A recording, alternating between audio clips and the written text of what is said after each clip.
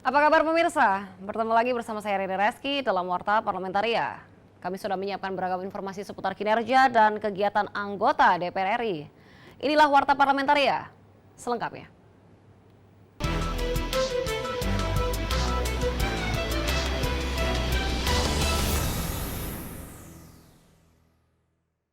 Komisi 8 DPR RI mendesak pemerintah berkomitmen melarang masyarakat melakukan kegiatan mudik lebaran dengan terus melakukan sosialisasi untuk mencegah penyebaran COVID-19.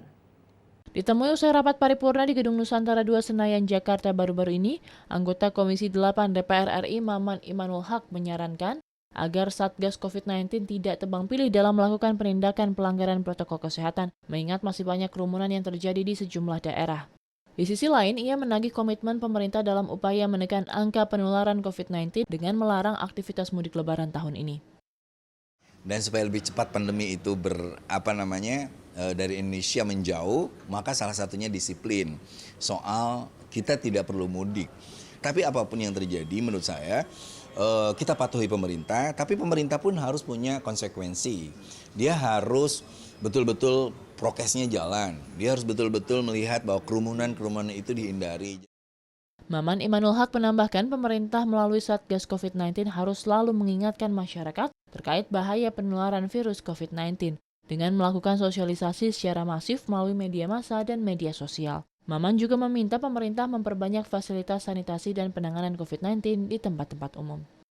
Ayo kita melakukan kegiatan-kegiatan agama tapi tetap jaga jarak, pakai masker. Maka saya minta pemerintah pun untuk menyediakan kepada masjid-masjid, terutama masjid-masjid besar, untuk memberikan fasilitas penanganan COVID-19 ini. Ya, karena warung kopi dan nongkrong-nongkrong dan sebagainya banyak kerumunan sementara untuk Habibie dan Heriadi, TVR Parlemen, melaporkan. Komisi 3 DPR RI meminta pihak TNI dan Polri khususnya di Provinsi Nangro Aceh Darussalam melakukan penindakan terhadap setiap oknum aparat penegak hukum yang terlibat dalam aktivitas peredaran narkotika di wilayahnya. Komisi 3 DPR RI mengadakan kunjungan kerja reses ke Mahkamah Syariah Banda Aceh baru-baru ini. Turut hadir dalam acara tersebut Kepala Pengadilan Tinggi Banda Aceh, Ketua Mahkamah Syariah, Ketua Pengadilan Tata Usaha Negara, dan Kepala Pengadilan Militer Banda Aceh. Anggota Komisi 3 DPR RI Arteria Dahlan mendesak TNI dan Polri menindak tegas setiap anggotanya yang terlibat dalam kasus peredaran narkotika di Aceh dengan memberikan hukuman seberat-beratnya sesuai dengan instruksi Kapolri. Siapapun itu, baik TNI maupun Polri, kalau terlibat dalam peredaran narkoba, baik itu bandar, baik itu pelaku, ya, baik itu kurir, ya pilihannya kan tidak hanya dihukum seberat-beratnya, kalau perlu dihukum mati.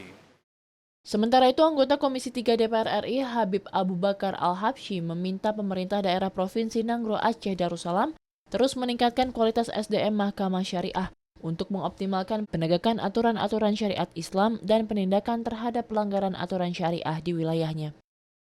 Mahkamah Syariah, kita katakan sejauh mana kesiapan SDM-nya ketika mengadili tentang menyangkut masalah transaksi-transaksi ekonomi. Bagaimana SDM-nya? Maka itu yang saya tanyakan, kesiapan-kesiapan. Perlu ada pelatihan-pelatihan SDM yang kuat. Bani, TVR Parlemen, melaporkan.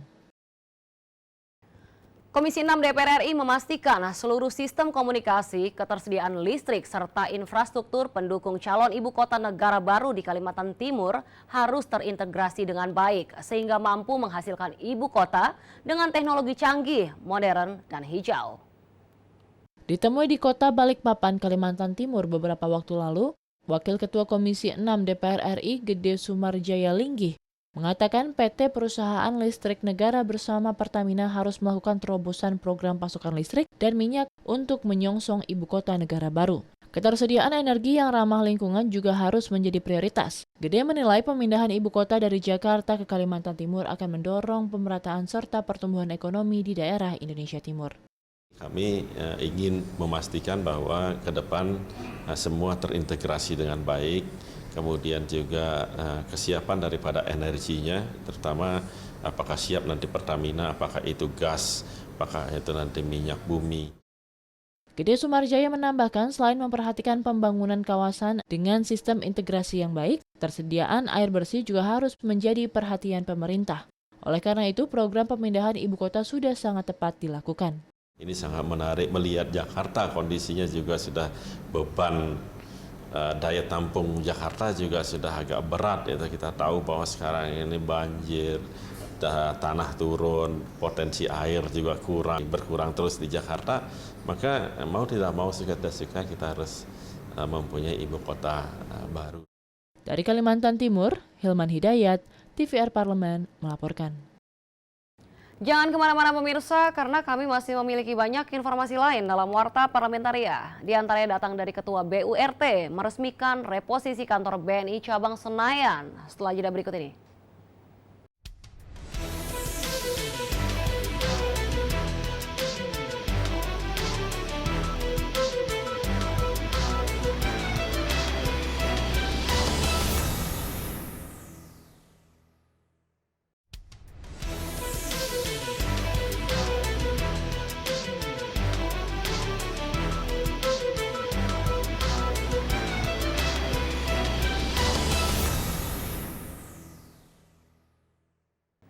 Ketua Badan Urusan Rumah Tangga DPR RI Agung Budi Santoso melakukan pemotongan pita sekaligus meresmikan reposisi kantor BNI Cabang Senayan yang berada di Kompleks Parlemen Jakarta. Turut hadir pejabat di Sekretariat Jenderal DPR RI beserta manajemen Bank BNI. Demi usai meresmikan reposisi BNI, Ketua BURT Agung Budi Santoso mengatakan semua yang ada di lingkungan DPR RI merupakan bagian dari supporting system bagi anggota Dewan. Sebagai pelayanan yang bergerak di bidang jasa, tentunya BNI perlu meningkatkan terobosan yang disesuaikan dengan situasi saat ini di setiap bidang. Jadi atas dasar itu dan keinginan juga dari beberapa anggota untuk agar gedung lokasi BNI ini bisa direlokasi di tempat ini, tentunya itu dasarnya. Sehingga saya berharap dengan pindahnya ke sini, ya BNI bisa meningkatkan layanan, ya, bisa memberikan kemudahan, ya, bisa meningkatkan kenyamanan di dalam melakukan transaksi bagi para anggota ini. Kira-kira itu, Mas. Agung mengapresiasi adanya terobosan dengan layanan likuiditas honor kepada tenaga ahli dan staf administrasi serta pekerja di lingkungan DPR. Semua yang ada di DPR ini sifatnya adalah supporting system DPR, kan gitu. Dalam sini kan anggota DPR, kesekjenan, mandiri, termasuk, ya kan, Pujasera, segala macam. Itu kan memang support untuk semua, untuk agar kinerja atau pekerjaan DPR ini dapat berjalan dengan baik. Nah, termasuk juga dalam pelayanan perbankan ini mereka menjadi supporting system untuk anggota. Andri, TVR Parlemen, melaporkan. Komisi 4 DPR RI mendorong pengembangan budidaya ikan bilih terutama dari segi teknologi, namun tetap mengedepankan kelestarian ekosistem yang ada di Danau Singkarak. Dalam masa reses, Komisi 4 DPR RI melakukan kunjungan kerja ke Provinsi Sumatera Barat, meninjau langsung keberadaan ikan bilih yang menjadi endemik di Danau Singkarak. Wakil Ketua Komisi 4 DPR RI Anggi Erba mengatakan keberadaan ikan bilih sudah hampir punah. Ia berharap ada alternatif pemulihan ekosistem untuk melestarikan ikan bilih ini agar tidak punah. Cari alternatif lain sehingga kalau misalnya tidak ada atau belum mulai pemulihan ekosistem dari ikan bilih ini, apa yang bisa dilakukan oleh masyarakat gitu. Karena ribuan masyarakat yang sampai hari ini masih bergantung pada Danau Singkarak ini belakang itu. Sementara itu, anggota Komisi 4 DPR RI Hermanto meminta Dirjen Budidaya di bawah naungan Kementerian Perikanan mencarikan teknologi untuk mengembangkan budidaya ikan air tawar, salah satunya ikan bilih di Danau Singkarak. Oleh karena itu kami minta pemerintah melalui Kementerian Kelautan Perikanan, wabil khusus kepada Dirjen Budidaya, kami minta supaya ada sentuhan teknologi, supaya teknologi ini bisa mengembangkan, membudidayakan ikan bilih ini sehingga bisa kembali pulih. Dia tidak hanya tumbuh secara alami, tapi juga ada tumbuh secara teknologi untuk memenuhi permintaan masyarakat di sekitar dan juga ini diekspor keluar daerah sini. Dari Provinsi Sumatera Barat, Rizky Kurniawan, TVR Parlemen, melaporkan. Komisi 4 DPR RI menemukan beberapa aktivitas industri besar dan kecil yang melakukan pembuangan limbah industrinya tidak sesuai prosedur, sehingga mengakibatkan kerusakan terhadap lingkungan sekitar. Ditemui usai menggelar rapat dengan kepala daerah terkait panja sampah dan limbah di gedung DPR RI Senayan, Jakarta, anggota Komisi 4 DPR RI Mindo Sianipar mengungkapkan terdapat temuan di sejumlah daerah terkait dengan pembuangan limbah oleh suatu industri besar dan kecil yang memberikan dampak buruk terhadap lingkungan sekitar. Limbah dari industri besar dan industri kecil. Kalau industri kecil itu pemprosesannya ya itu sedang berjalan. Pas industri besar itu seperti berhenti di tempat. Tadi kalau lihat tadi yang mau melaporkan dari Jambi itu seperti tidak berani mau ngomong. Anggota Komisi 4 DPR RI Imade Urip meminta Kementerian Lingkungan Hidup dan Kehutanan dalam hal ini Dirjen Penegakan Hukum mengambil langkah konkret memberikan punishment kepada industri yang tidak menaati peraturan. Made Urip juga meminta kepada pemerintah daerah untuk tegas kepada industri yang mencemarkan lingkungan. KLHK, terutama Dirjen Penegakan Hukum, itu harus mengambil langkah-langkah tegas. Kalau tidak, ya ini akan terjadi pelanggaran hukum di mana-mana, akan merusak lingkungan hidup kita, akan terjadi pencemaran, bau busuk di mana-mana. Nah ini kan merusak, yaitu ekosistem kita.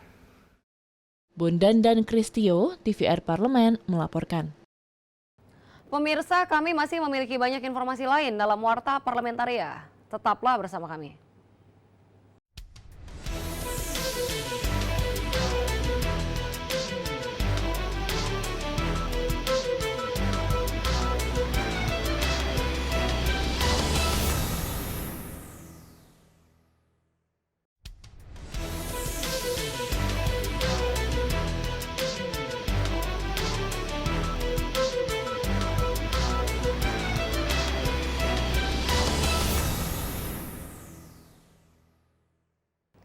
Komisi 8 DPR RI mendorong penerapan program sanitasi berbasis pondok pesantren atau sanitren untuk mengubah stigma pesantren dari yang tidak bersih menjadi pesantren yang bersih.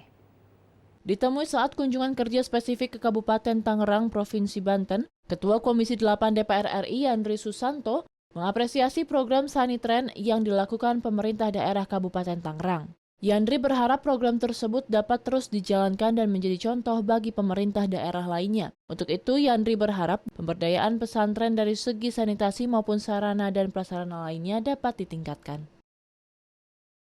Anggarannya bisa dari APBN, bisa dari APBD, bisa juga dari CSR, bisa juga dari negara-negara donor. Artinya kalau mau, saya yakin sarana dan prasarana pondok pesantren ke depannya itu bisa lebih maju lagi dan tidak tertinggal dengan pendidikan formal yang lainnya.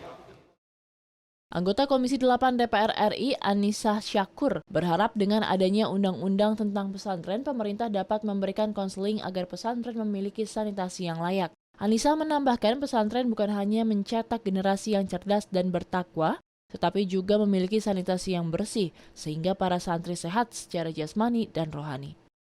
Sistem sorokan, sistem mengajinya, sistem pendalaman agama itu dilakukan seperti biasanya, namun pola hidupnya itu yang harus dirubah agar mereka punya pola hidup yang lebih bersih, lebih baik, lebih produktif, itu yang harus diarahkan.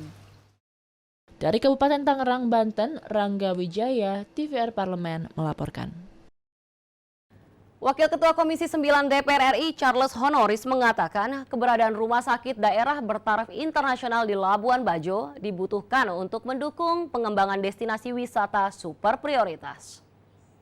Maka Kabupaten Manggarai Barat harus memiliki fasilitas kesehatan yang memadai karena fasilitas kesehatan sangat dibutuhkan oleh para wisatawan.